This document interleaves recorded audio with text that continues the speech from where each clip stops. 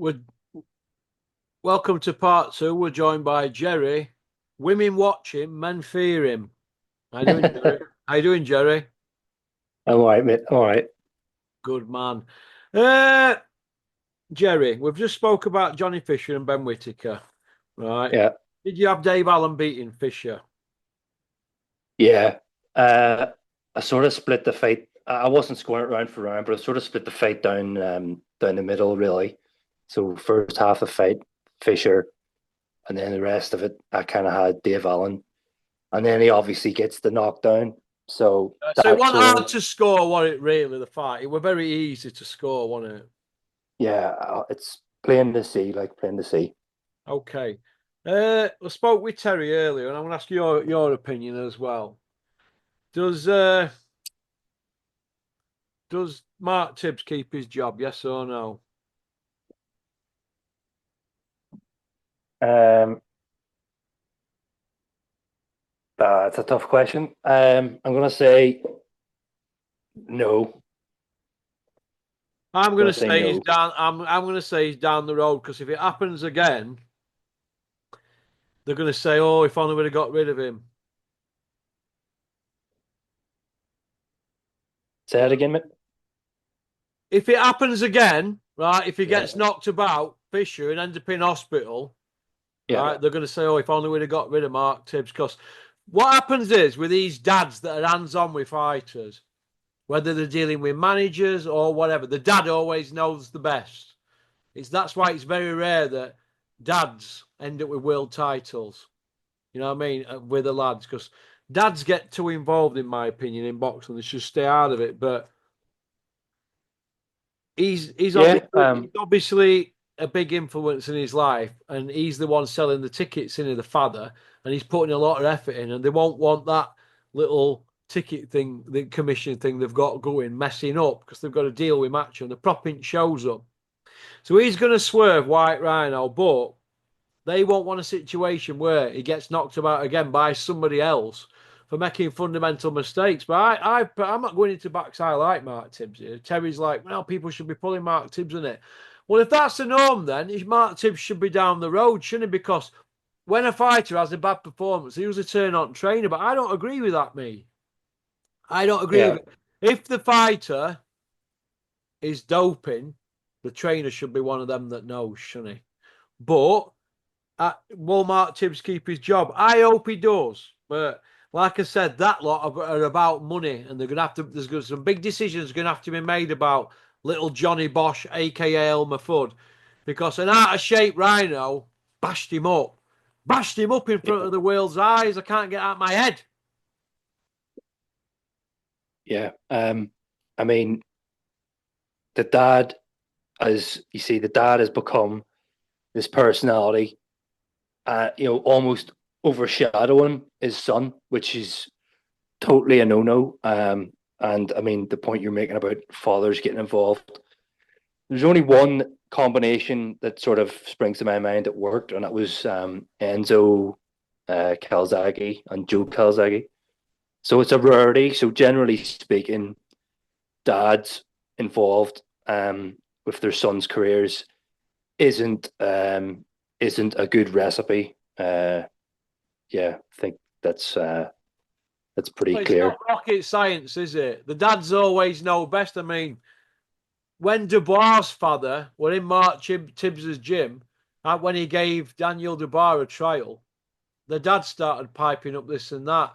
And after the session, they said, "What do you think?" Mark Tibbs says, "Not for me. Not Yeah. for me," because the dads get too involved, don't they? Yep. 100%.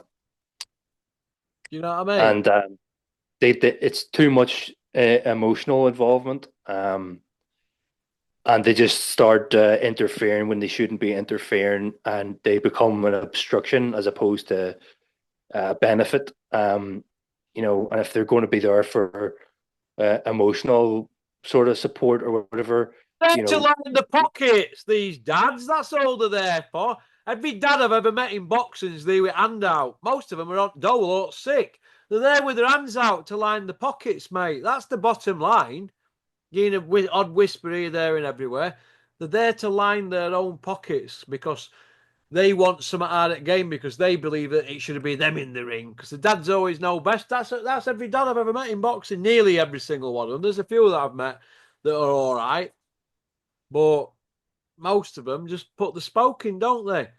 And that's what happens, and that's why kids end up not focused in training and all that and blah blah blah. That's the bottom line, mate.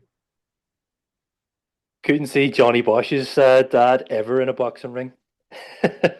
Apparently, he used to be a boxer. Apparently, Oh, really? There you go. yeah, he used to box Easter eggs, all empty ones after he'd ate them all. He's late, right? Listen, let me tell you this, right? You'll get off at A38, right? Coming from Sutton Coldfield, and you'll go on to M1, right?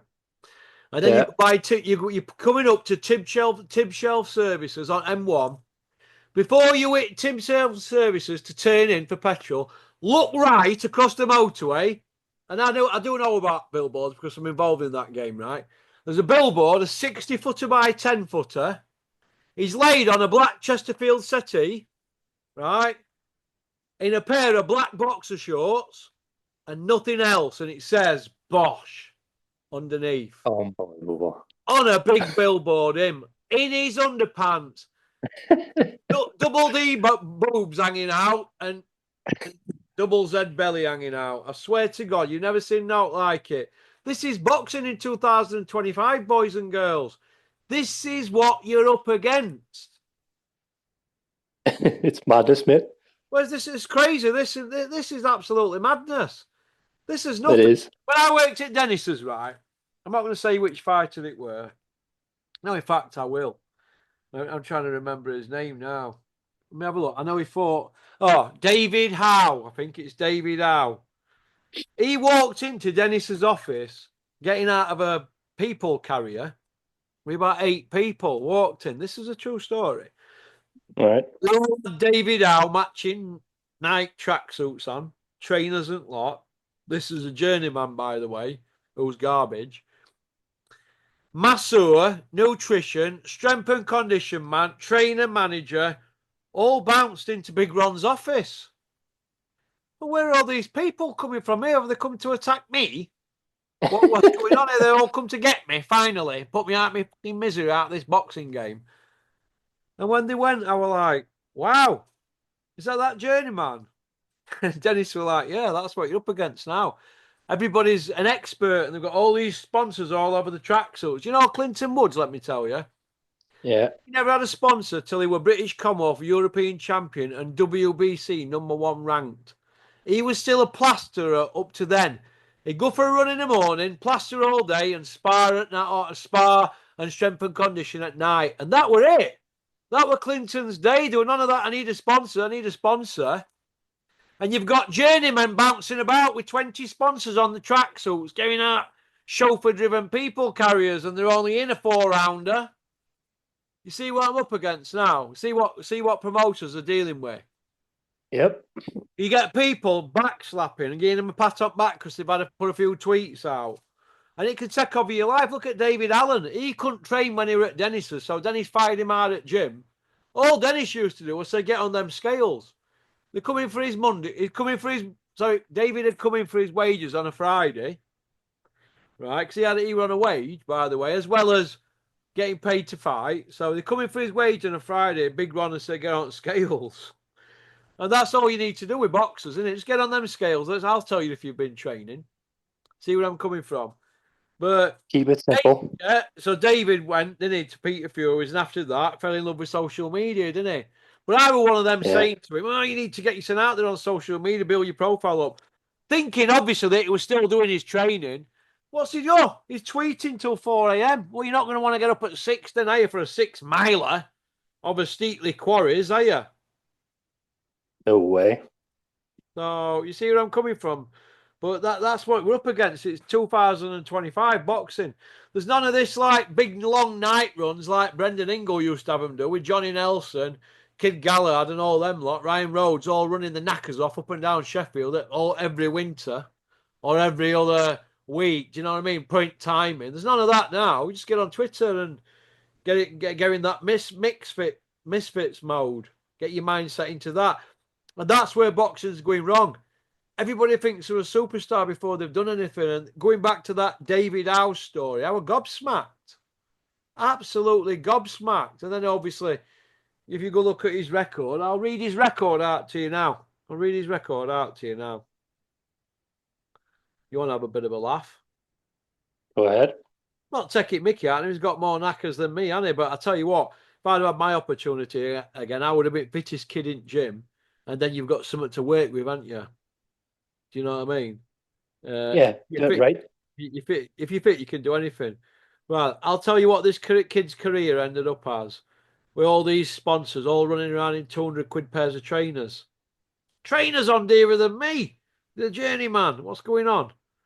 Right, hang on a minute. I have to go into David Allen box rec. I'll tell you what his record ended up. Perry Howe's. Not Perry Howe. David Howe. David. Perry Howe's another one. Bin man. A dustbin wagging bin man dictating to me who he's going to fight. Perry Howe ended up. Sorry. David Howe ended up 14 wins, 11 losses. He got knocked out 10 times. Right? 2, 4. He got knocked out 2, 3, 4, 5, 8 times in his last 11. No, 9 in his last 11. Oh, 10. 10 in his last 3, 6, 7, 8, 9, 10, 11, 12. 10 out his last 13 fights. He got iced. Dave Allen fought him twice in space of 15 months and put him to kit both times, both a 6-rounder and a 4-rounder. Absolutely. Even that Jay McFarlane knocked him out in a round. I mean, what's all that about? But yet the geezers running around in brand new make people carriers with expensive tracksuits on, 200 quid trainers, and sponsors coming out of his arsehole because he's a big 6'8". Didn't anybody know that he had knackers the size of garden peas and the heart of a breadcrumb? Unbelievable. We ought to title this video, didn't we? Whatever happened to Big Stiff David Howe with all his sponsors and all these backslappers strutting around Big Ron's office saying he's going to be the champ? I'm like, who's this big lump then? Jesus. And that's boxing. That's what you're up against. But it is The what it is. mindset's all wrong. Yeah, well, people get it all wrong, don't they?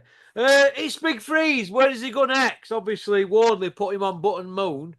People are screaming that he got caught cold. Will there be a trilogy? Terry says no, but where does Big Freeze go now? Um, I don't think there needs to be a trilogy with that fight, personally. No. I don't know. I mean, I've heard he's not going to retire, so that's obviously up to him. But that was a pretty frightening knockout. You could make the argument that he got caught cold. It was a fast knockout, and Wardley pounced, and that's obviously his calling card. When he smells blood, he goes in for it, and he tries to do the damage, and that's what he tells everybody. He tries to do that. So, um, who does Big Freeze going against? Well, are they going to bring him back softly or what? He's 33 in August. I mean, he's not getting any younger. And, after what's just happened recently, he's left a piece of himself in ring, hasn't he? I mean, it's not going to be long before he's talking like the White Rhino, is it? And Chisora. Well, I mean, you've said it there. It's basically he came in too late to the pro game, and basically you've only got a limited amount of time left. Then, and well, he's been iced badly. So, what more has he got to do rather than mixing it with kind of lower level opponents? But then age is creeping up on him, and he's getting even older by the day. Do you know what I mean? So, I don't know. Could you stick him in there with Joe Joyce for a laugh, just to see what happens? Joe Joyce, Olympic silver against It's Big Freeze, Olympic bronze. I'd buy into that because you don't know which one's spent. One's 39, one's 32. You don't know. One's 40 this year, one's 33 this year. So there's 7 years between them. And you don't know. Are they both? Will they both end up as gatekeepers? I don't know. I'd have thought It's Big Freeze would have been wanting a bit more from his career than where he's at now. Would you? Yeah, well, I mean, I don't like to have to repeat it, like, but I mean, the guy left it way too late.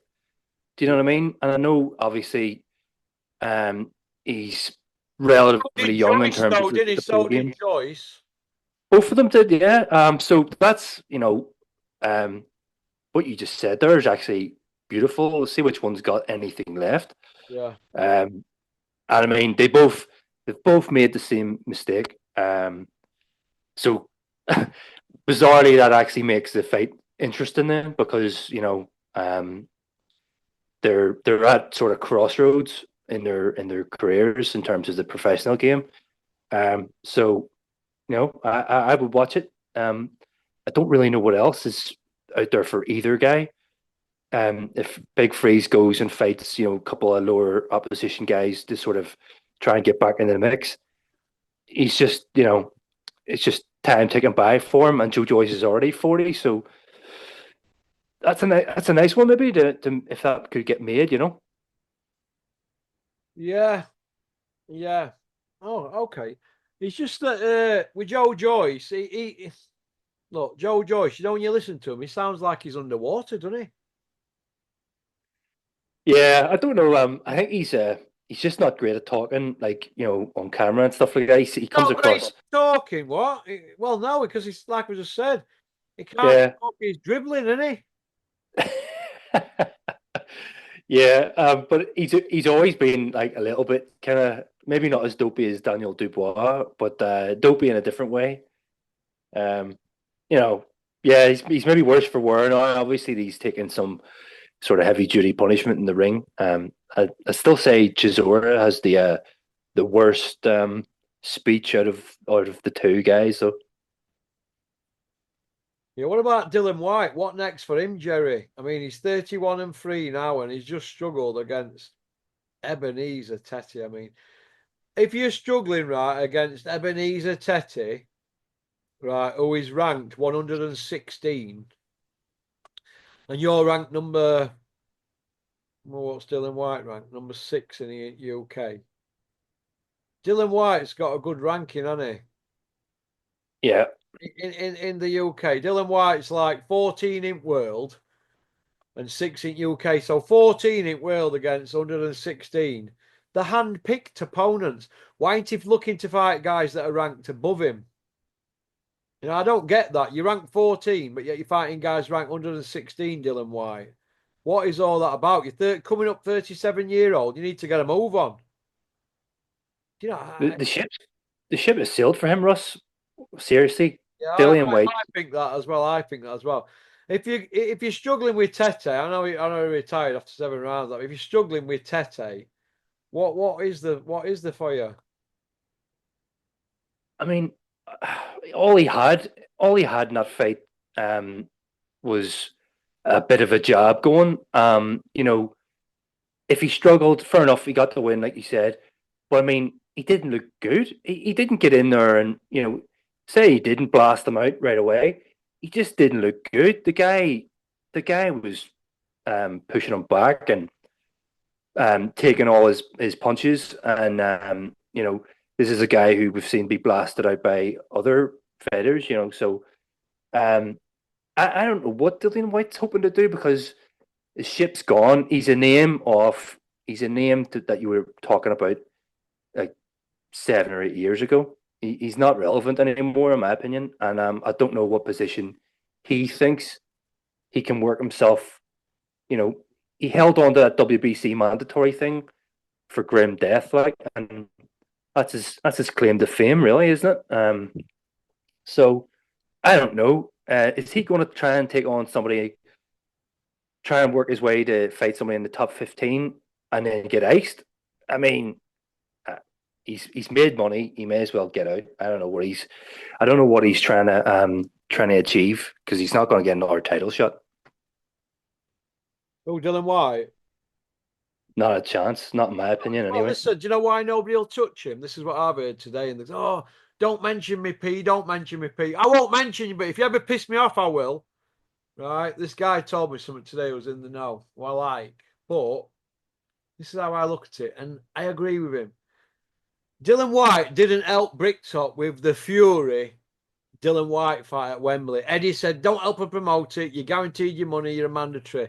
It were Fury's True. only mandatory. So Dylan down tools, didn't he? I think that's come to bite him in arse, me, because he is not in the mix at Saudi, is he?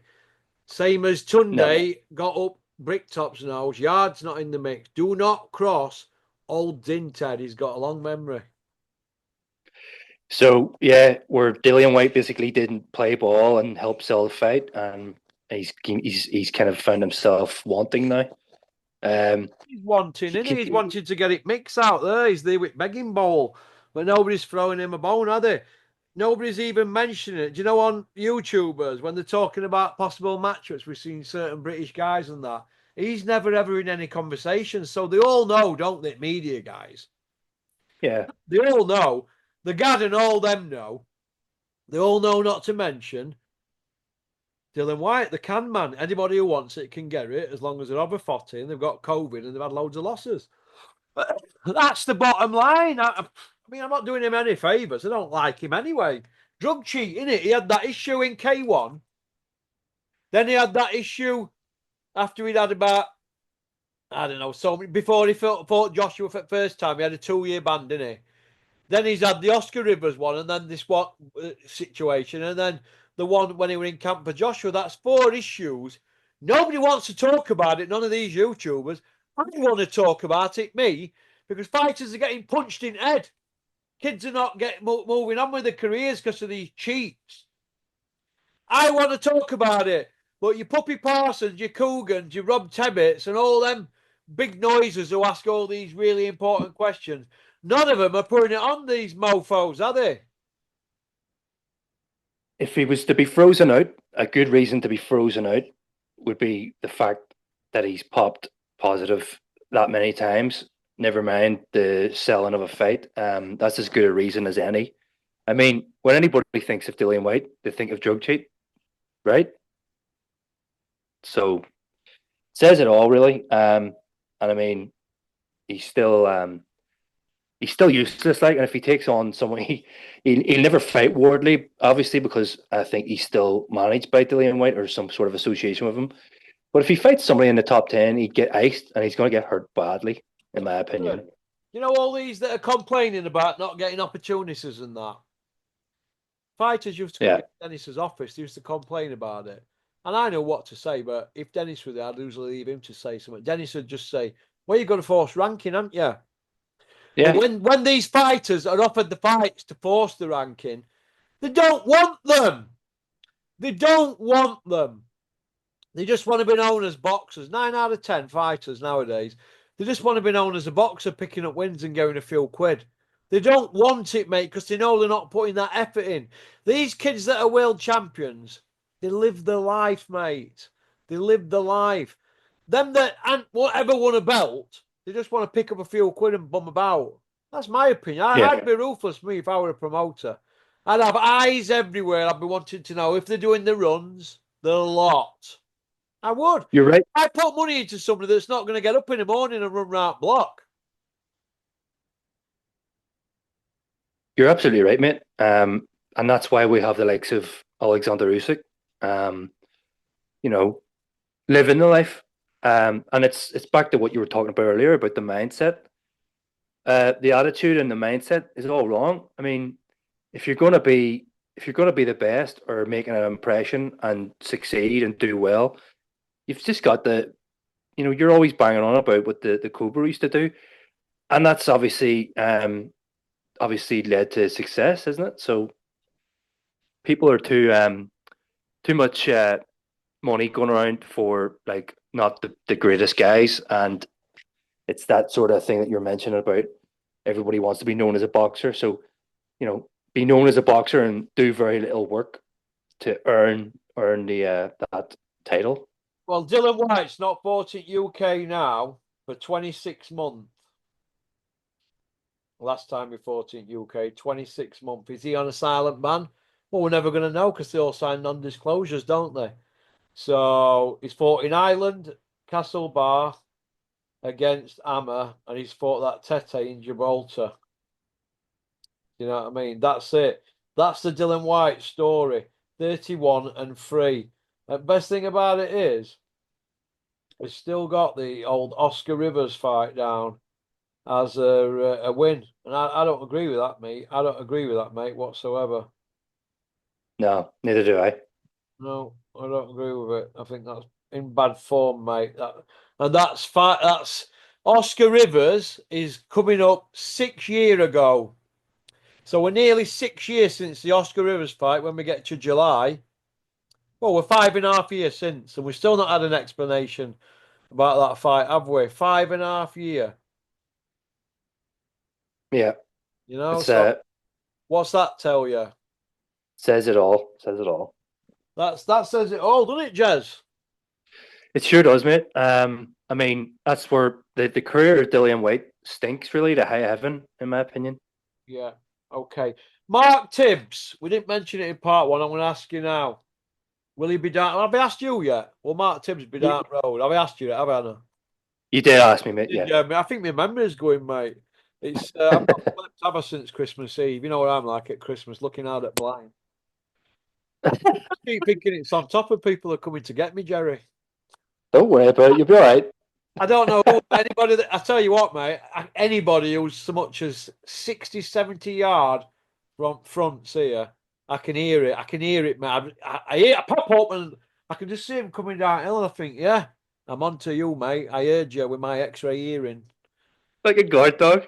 Hey, You're like a guard dog, mate. I am, mate. I've just heard something now. Hang on a minute, 2 seconds. Just look out blind. Oh yeah, it's all right. It was just a beetle going by, but that's how good my hearing is. And I don't mean a beetle, Excellent. I mean a beetle like a spider thing. My hearing is superhuman.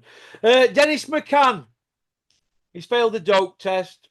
It's all gone silent. He's been pulled off at show. Nobody's mentioning Dennis McCann whatsoever. It's like the man's name don't exist. Uh, why are we not going in on Dennis McCann? Is it because he's a nice kid and Conor Bennett a nice kid? What's good for goose is good for gander. Are we out of order not rinsing him? Well, I mean, to compare him to Crusher, obviously, well, Crusher decided to, we've just spoke about Dillian White. So Dillian White knows how to play it. Keep quiet. Eventually it'll all blow over. If you're given a ban, serve your ban. Yeah. Whereas Crusher decided to make a big fucking pantomime out of the whole thing. Out the And old look what's carry on, happened to did him. he? It's trashed his career, really, hasn't it? It's a car crash. Crusher Ben's career will be known as a car crash. So Dennis McCann, I don't know.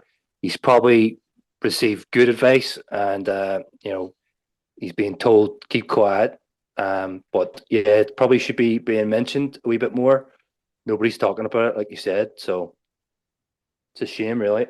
Yeah. We'll finish on this. He's had a lot of stick last couple of weeks. Gareth A. Davis, Johnny Fisher's dad said, "You're not welcome in my house ever again," blah, blah, blah. I personally thought that were harsh. I thought the dad spoke from his heart, and I felt that I feel sorry. I feel recently that since I've put it on the Gad, and a lot of other people have, he seems to be more forthcoming in his opinions on fights now. He had Fury losing. He had Yeah, twice against Usyk.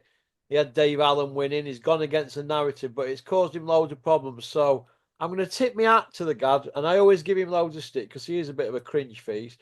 But yeah. I think he's sort of like looking at his behaviour problems around being biased. Do you think, or am I being harsh there? No, mate.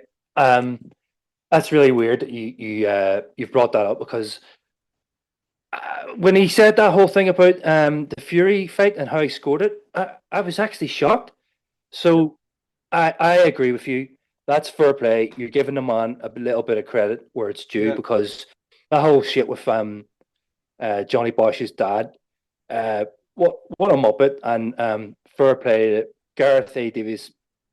You know, he's got obviously a little ounce of respectability about him, and you can only when someone is genuine and honest, and whatever, you can only respect that. So fair yeah. play. They're in a bit of a tight spot though now, aren't they? Elmer Fudd and his dad, old Johnny Bosch Senior, because the propping shows up, they'll be getting a straight fee to fight on Eddie shows. Eddie will have a deal with him with tickets they're doing. If you're handing over like 200-300 grand for tickets a show, they're on a good do, right? So they've had it off, but it looks like his bubbles burst. The kid, doesn't it? I mean, he's not from a boxing background. You can only go so far with him, can't you? You know, Yeah, he's like light-hearted entertainment, a bit like a David Allen were treated. Although I believe David Allen were a bit better than how he were treated by Matchroom. But in defense, well, not defense.